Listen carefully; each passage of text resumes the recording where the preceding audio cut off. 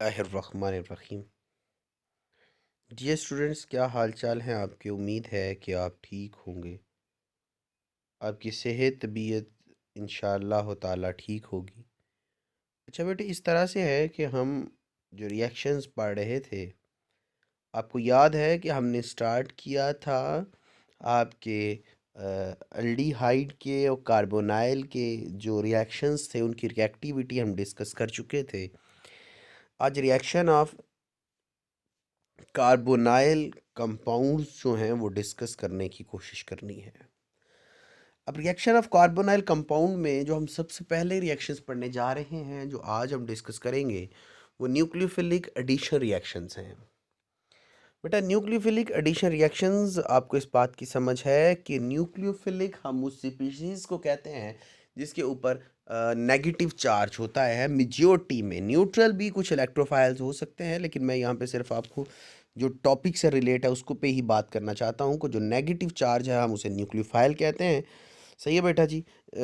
तो हमने किसी न्यूक्लियोफाइल को यूज़ करते हुए एडिशन रिएक्शन करवाना है, न्यूक्लियोफिलिक एडिशन रिएक्शंस।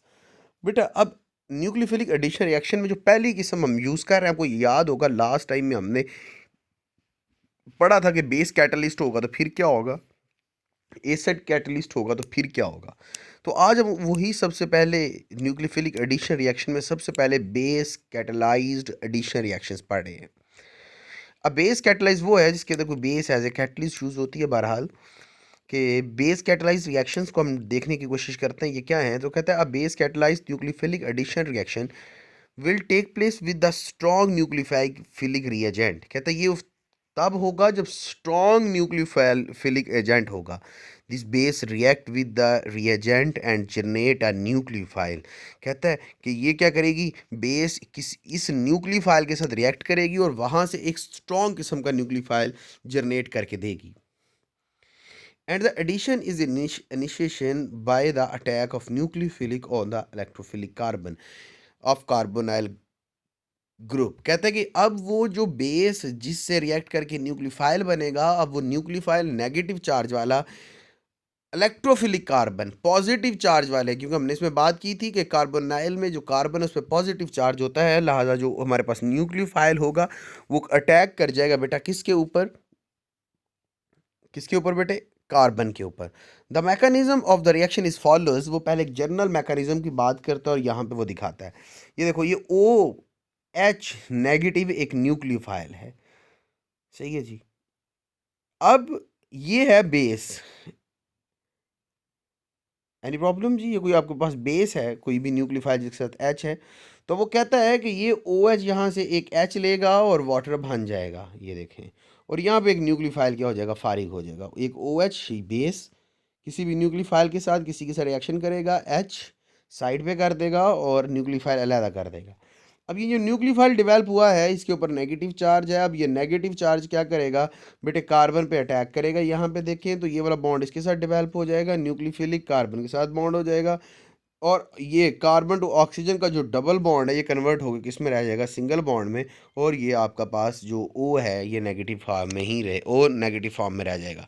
अब बेटे यहाँ पे जो वाटर बाहर निकला था, ये यहाँ पे आपके पास ये नेगेटिव जो कार्बोनाइल की नेगेटिव ऑक्सीजन है वो इस वाटर से एच ले लेगी और ओ एच बन जाएगा। तो ओ एच नेगेटिव जो आपने बेस डाली थी वो वैसे का वैसे ही बाहर निकल जाएगा।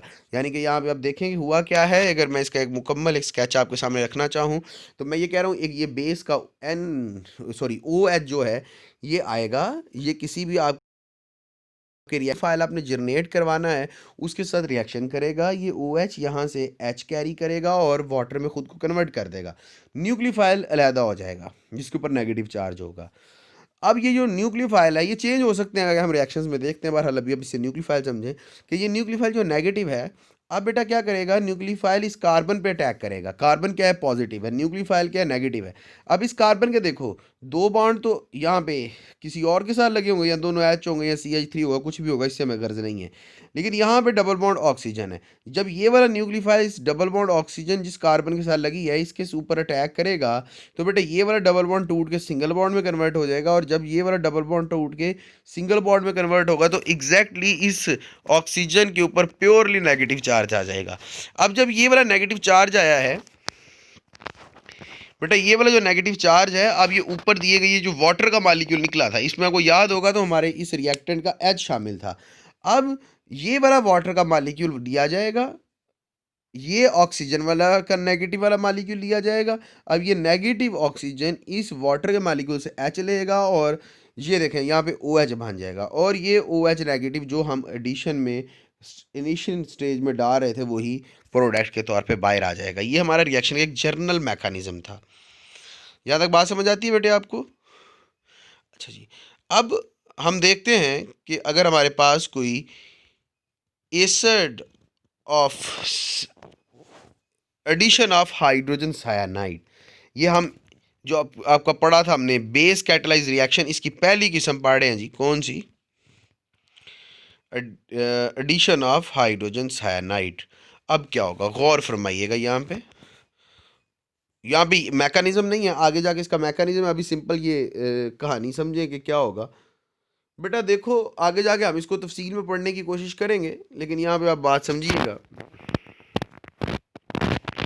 देखो ये Cn और ये H पे पॉजिटिव चार्ज, Cn पे नेगेटिव चार्ज। अब ये वाला एक H जो है इस O के साथ लग जाएगा और क्या बन जाएगा, OH, और यहाँ पे बॉन्ड क्या है, टूट के सिंगल बॉन्ड में कन्वर्ट हो जाएगा। बल्कि आप इस तरह ना करें, बल्कि अब मैकेनिज्म तो ये नहीं होगा, हम इसका मैकेनिज्म पढ़ते हैं। मैं सिर्फ आपको रिएक्शन समझाने के लिए एक बात बताने की कोशिश कर रहा हूँ। ये Cn के ऊपर मैं बता रहा हूँ नेगेटिव चार्ज है, इस H के ऊपर पॉजिटिव चार्ज है। अब ये Cn नेगेटिव जो है वो इस कार्बन के ऊपर आके अटैच करेगा। जब ये वाला अटैच करेगा Cn नेगेटिव कार्बन पॉजिटिव के ऊपर, तो अब ये डबल बॉन्ड O जो है ये टूट कर कार्बन के साथ डबल बॉन्ड O जो है ये डबल बॉन्ड टूट के बेटा सिंगल बॉन्ड में कन्वर्ट हो जाएगा। बेटा किस में कन्वर्ट हो जाएगा, सिंगल बॉन्ड में। जब सिंगल बॉन्ड में कन्वर्ट होगा तो इस ऑक्सीजन के ऊपर नेगेटिव चार्ज आ जाएगा, जैसे हमने इस मैकेनिज्म में पढ़ा था। देखो जब न्यूक्लियोफाइल नेगेटिव कार्बन पे अटैक करता है तो डबल बॉन्ड टूट के सिंगल बॉन्ड में कन्वर्ट हो जाता है और ऑक्सीजन पे क्या आ जाता है, नेगेटिव चार्ज। समझ आ गई बात? अब इसी तरह ही जब ये Cn अटैक करेगा इस कार्बन के ऊपर, तो ये ऑक्सीजन के साथ जो डबल बॉन्ड है टूट के सिंगल बॉन्ड में कन्वर्ट हो जाएगा और इस ऑक्सीजन के ऊपर नेगेटिव चार्ज आ जाएगा। अब इस ऑक्सीजन पे नेगेटिव चार्ज आ चुका है तो यहाँ से जो H था ये जाके नेगेटिव ऑक्सीजन के साथ लग जाएगा। तो ये स्ट्रक्चर देखें, ऊपर देखें OH और नीचे Cn लग गया है। ये फॉर्माल्डिहाइड हमने लिया है। अगर एसिटाल्डिहाइड लेते हैं, यानी कि एक तरफ CH3 और एक तरफ H लगा हुआ है, तो रिएक्शन की शान पे कोई फ़र्क नहीं पड़ेगा। आप इन दोनों जगहों पे, हमने जैसा मैंने पहले भी मैकेनिज्म में बताया कि जो मर्जी लगा ले हमें कोई फ़र्क नहीं पड़ता। अब जिस ये जो कार्बन है इसके ऊपर CH3 नीचे H लगा हुआ है, काम फिर वही है कि HCN है, यहाँ पे Cn फिर नेगेटिव है, H फिर पॉजिटिव है। ये Cn जो नेगेटिव है जाके दोबारा इस कार्बन के साथ लगेगा, डबल बॉन्ड टूट के सिंगल बॉन्ड में कन्वर्ट हो जाएगा, ऑक्सीजन के ऊपर नेगेटिव चार्ज आ जाएगा। जब ऑक्सीजन के ऊपर नेगेटिव चार्ज आएगा तो ये वाला H जो है जाके इस ऑक्सीजन के साथ लग जाएगा, वही सेम रिएक्शन यहाँ पे प्रोसीड हो जाएगा, सिर्फ यहाँ पे स्ट्रक्चर का थोड़ा सा फ़र्क पड़ेगा। अगर हम इसके बाद एक और रिएक्शन की बात करें यहाँ पे, अब देखो इसने इस कार्बन के यहाँ पे भी CH3 और यहाँ पे भी CH3 लगा दिया और C डबल बॉन्ड O वही है। अब यहाँ पे भी रिएक्शन की शान पे कोई फ़र्क नहीं पड़ा। जो आपने यहाँ पे पहला रिएक्शन किया है वही 100% रिएक्शन। अगर यहाँ पे दोनों H है तब भी रिएक्शन वही है। अब एक दफ़ा यहाँ पे CH3 और यहाँ पे H है तब भी रिएक्शन उसी तरह से प्रोसीड कर रहा है। अब उसने क्या किया है, दोनों तरफ क्या लगा दिए हैं, CH3 रिएक्शन उसी तरह से प्रोसीड करेगा। मैं फिर एक दफ़ा बता देता हूँ कि आपको बात और अच्छे तरीके से क्लियर हो सके कि ये जो Cn है इसके ऊपर क्या चार्ज आएगा, नेगेटिव। H के ऊपर चार्ज क्या आएगा बेटे, पॉजिटिव। अब Cn नेगेटिव किस पे अटैक कर देगा, इस कार्बन पे। तो ये जो डबल बॉन्ड है टूट के किस में कन्वर्ट हो जाएगा, सिंगल बॉन्ड में। जब बेटा ये सिंगल बॉन्ड में कन्वर्ट होगा तो इस ऑक्सीजन के ऊपर क्या चार्ज आ जाएगा, इस ऑक्सीजन के ऊपर नेगेटिव। जब इस ऑक्सीजन के ऊपर नेगेटिव चार्ज है तो ये वाला H इस ऑक्सीजन के साथ लग जाएगा। ये देखें OH, ये वाला ऑक्सीजन के साथ H लगा तो ये OH, नीचे का लगा हुआ है Cn लगा हुआ, तो ये इसका स्ट्रक्चर बन जाएगा। यहाँ तक बात समझ में आती है, एनी प्रॉब्लम? अब वो कहता है कि ये जो आपके पास कंपाउंड बनते हैं, जिस तरह ये एसिटाल्डिहाइड से आपने एसिटाल्डिहाइड साइनोहाइड्रीन बनाया है। अब वो कहता है अगर इसका रिएक्शन अब वाटर की मौजूदगी में H2SO4 से करवा दें तो आपके पास एक CH के ऊपर डबल O, देखो ये वाला सारे का सारा स्ट्रक्चर वही रहेगा। वो कहता है यहाँ से N उतर जाएगा और इसकी जगह पे डबल ओ एच अटैच हो जाएगा, ये बन जाएगा 2 हाइड्रो ऑक्सा प्रोपेनिक एसिड, जिसे हम लैक्टिक एसिड कहते हैं, मशहूर ज़माना ये लैक्टिक एसिड बन सकता है। तो ये आपका अहम क्वेश्चन हो सकता है कि how to form the lactic acid. तो अब आपने ये वाला रिएक्शन भी लिखना है, और बेटे इससे पहले का मेरे बच्चे ये वाला रिएक्शन भी लिखना है, ये वाला रिएक्शन भी लिखें इसमें। मेरी बात समझ रहे हैं? अगर आपसे कहते हैं how lactic acid are formed, तो आप ये वाला रिएक्शन लिखें, फिर आप ये वाला रिएक्शन लिखें, ये वाला। मेरी बात समझ गए जी? आपने दोनों रिएक्शन लिखने हैं।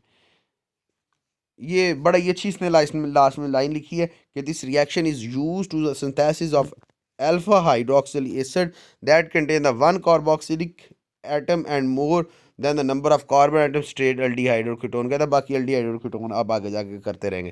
अगर मैकेनिज्म की बात करें तो मैं वही जो मैकेनिज्म आपको दिखा रहा था वही मैकेनिज्म है, उसी तरह से आपने परसू करना है कि सी एन के ऊपर मैंने कहा था नेगेटिव चार्ज है कार्बन पे, ये देखें सी एन पे नेगेटिव चार्ज है, ये किस पे अटैक कर रहा है, कार्बन के साथ। ये डबल बॉन्ड टूट के सिंगल बॉन्ड में कन्वर्ट हो रहा है, ऑक्सीजन के ऊपर क्या आ रहा है, नेगेटिव चार्ज। जब इसके ऊपर नेगेटिव चार्ज आएगा तो मैंने आपको दिखाया है कि आपका दूसरा जो एच है ये इस ऑक्सीजन के साथ लग जाएगा और ये ओ एच बन जाएगा, एक कंपाउंड डेवलप हो गया। एनी प्रॉब्लम बेटा जी? कोई मसला? ये इसका मैकेनिज्म है जो हम आपको पढ़ाने की कोशिश कर रहा था। आगे वो कहता है एडिशन ऑफ ग्रीगनर रिएजेंट, ये आपने 10वें चैप्टर में छोड़ दिया, वैसे यहाँ पे भी उसने नहीं करवाया। एडिशन ऑफ सोडियम बायसल्फेट, ये वाला रिएक्शन हम इंशाल्लाह कल पढ़ेंगे। अगले इसके जितने भी रिएक्शन आ रहे हैं वो इंशाल्लाह हम कल पढ़ने की कोशिश करेंगे। आज के दिन के लिए मैं यहीं पे बात ख़त्म कर रहा हूँ। आपको एक ही रिएक्शन इसमें हम पढ़ सके हैं, एक मैकेनिज्म पढ़ सके हैं।